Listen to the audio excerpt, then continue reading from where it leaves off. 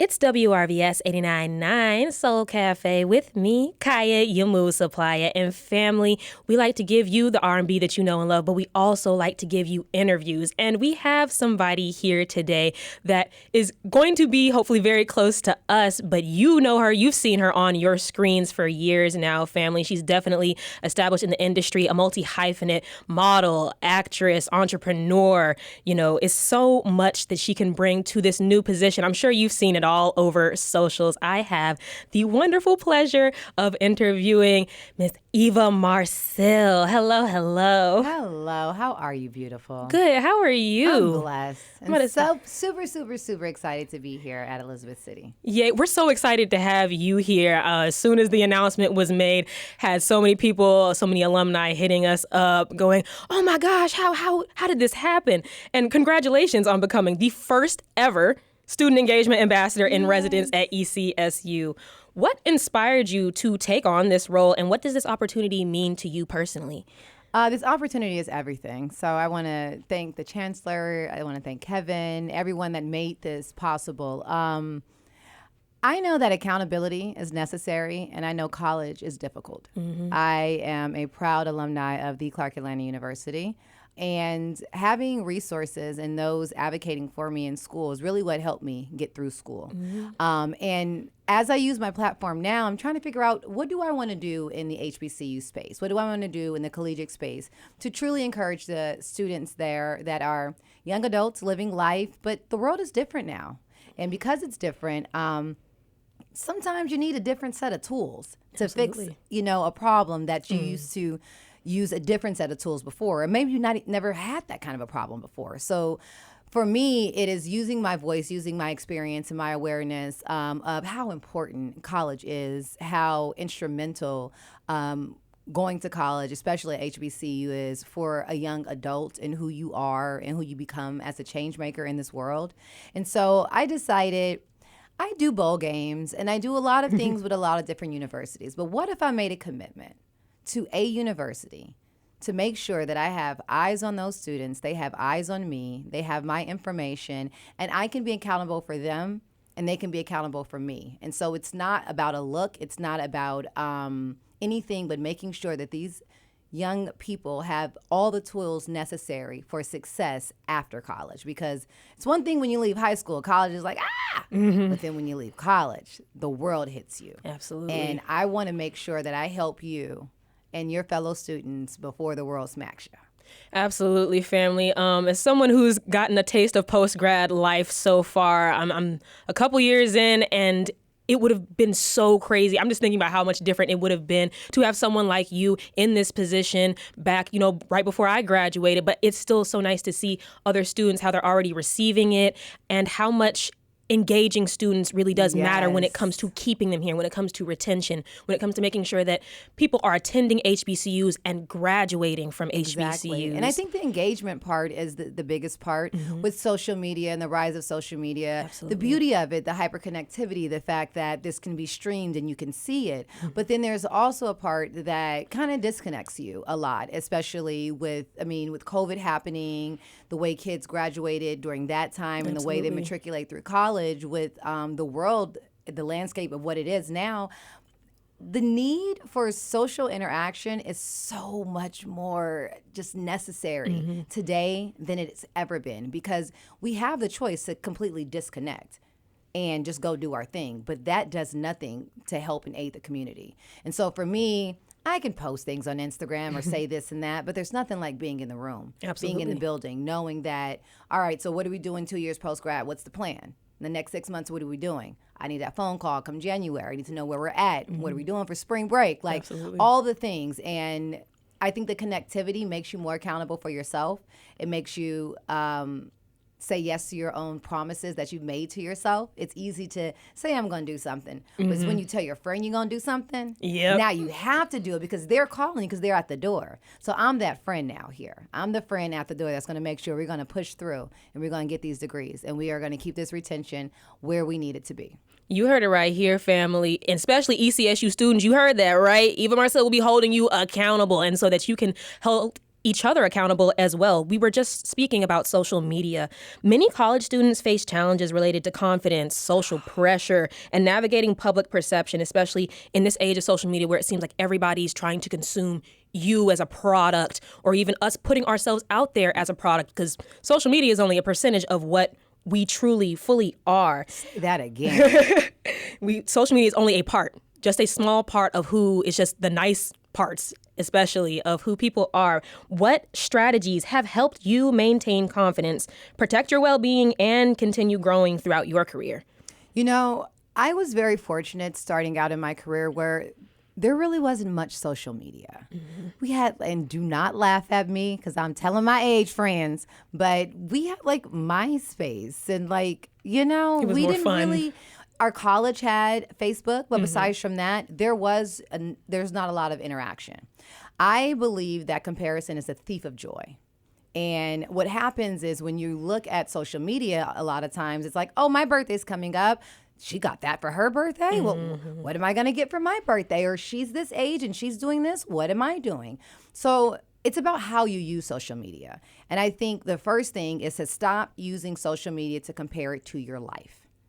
That is maybe someone's life if they're being authentic, if it's even real, but it is not who you are. It does not make you who you are.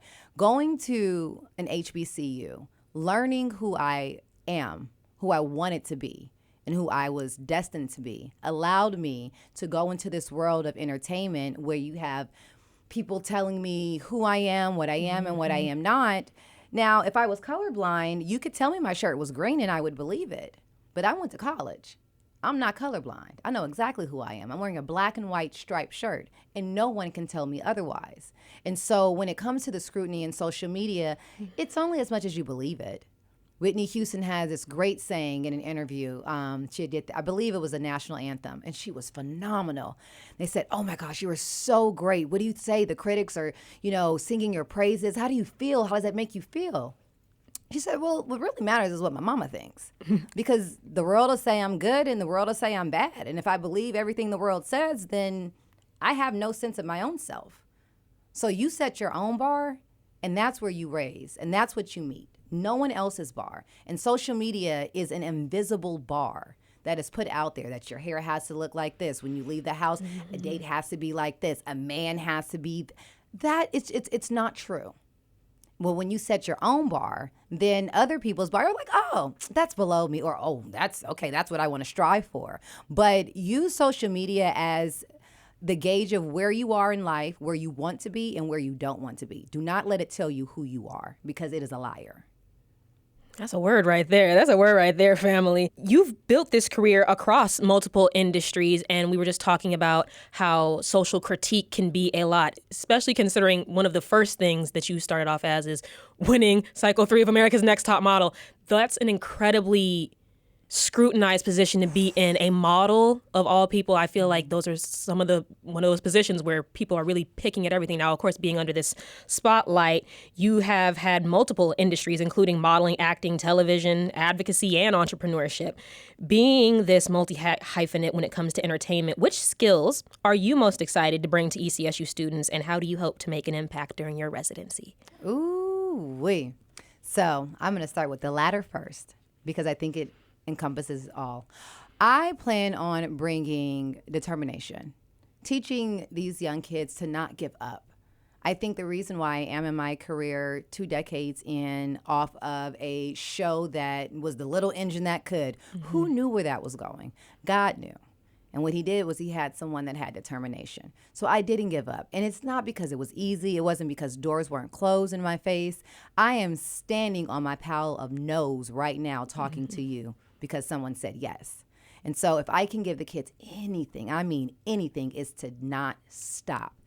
And I say not stop because you're going to want to stop. There are so many reasons why you will have an excuse to stop, and it will be palpable and it would be relatable and understandable, but don't give up. Do not give up on you. The whole world can give up on you. The people that were supposed to take care of you and love you might have given up on you. You do not give up on you. And that's why I am here. That's why I'm an ambassador. That's why I will be back to the school to make sure that, money's going to get low sometimes. We might have to share some oodles and noodles, sis. You might have to get that meal. That I used to get my meals and save them. Half of them for tomorrow because I knew that I was going to be hungry. I knew I had $10 for the next 2 weeks. And I also wanted to put some gas in my little jalopy. Absolutely. You know? And so the way you support each other in school matters so much. I wish that I understood community. And not just I grew up as a Black woman in the community, but what the community of college truly was. From advisors to mentors to mentees to friends. Like, going to the games. You don't have to be the biggest football enthusiast to go and show pride. Absolutely. Get involved. Be a part of it. And so I figure if I come down and show you that I'm a part of it, this is your institution. You take pride in it. I take pride in you. So I want to see how you take pride in you. You heard that right here, family. Eva Marcille is ready to see the extents of your Viking pride. So please, y'all, represent ECSU well. Please. Let's show this Viking pride. It's 3 times for a reason. It's not just once. So thank you again for sitting down here with me today. And I'm sure this is just a sneak peek into what all this collaboration can be, you being here can be. I just wanted to ask one last pretty light question. At the end of the day, we're a radio station. We're here about playing music. We're here about giving those vibes. So is there an artist or a song lately that you've really been hooked on that gets you through your busy days? I know I have my favorite artists as well. Okay, so quite a few, but Olivia Dean. Okay. Olivia Dean is like the soundtrack to my life right now. And she has this record, and it's a cover of like a Neil Simon song. It's called Diamonds on the Soles of Her Shoes. And it's talking about a woman who forgot herself for a moment. And then she remembered herself. She decided to put herself in her pocket and go out in the world. And not because she had all this money, not because everything was perfect, but because she has diamonds on the soles of her shoes. She walks in glory. She walks to her victory. She walks through her disaster. It is everything. That is the song that I play every morning and every night. I mean, it's not a very popular song, but it is a very inspirational song. So that's my record, Olivia Dean. You heard it right here, family. If you want to start your day with that song, you can start your day like Eva Marcille. So once again, thank you so much for joining us here today on Soul Cafe. I'm so excited to see the collaboration that'll be fostered through this relationship. And I hope you have a great time here in the Harbor of Hospitality, and especially here at ECSU. It is the Harbor of Hospitality, and this is such a beautiful campus. One of the things I think that we do not do enough of is telling the world how beautiful our HBCU campuses are. Absolutely. Like, and I'm pulling in and seeing the fountain. I mean, just gorgeous.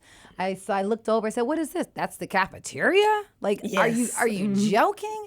It's absolutely gorgeous. So I'm excited to be here, to be a part of this partnership. And I will be seeing you a lot, Missy. Absolutely. Yes, Come join ma'am. us in the caf for Throwback Thursdays. Oh, We'll let's have do fun. it. Yes, absolutely. Well, you heard it right here, family. This has been a WRVS 89.9 exclusive interview right here on Soul Cafe with me, Kaya Yamu Supplier, with our new Student Engagement and Success Ambassador in Residence, Eva Marcille.